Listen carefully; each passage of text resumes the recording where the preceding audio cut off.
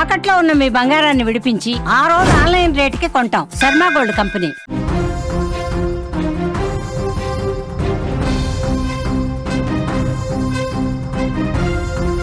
తాళికట్టే శుభవేళకు పోలీసులు ఎంట్రీ ఇచ్చి ఆపండి పెళ్లిని అనే డైలాగ్ తెలుగు పాత సినిమాల్లో మనం చూస్తూనే ఉంటాం.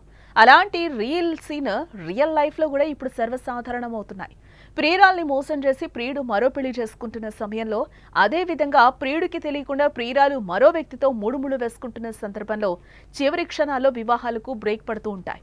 తాజాగా మహబూబాబాద్ జిల్లా డోర్నకల్లో ఓ పెళ్లి ఊహించని విధంగా ఆగిపోయింది. డోర్నకల్కు చెందిన మహేష్ ఓ యువతితో ప్రేమలో పడ్డాడు. ఇద్దరికీ ఒకటే ఊరు, ఒకటే స్కూల్ కావడంతో వారి పరిచయం కాస్త ప్రేమగా మారింది.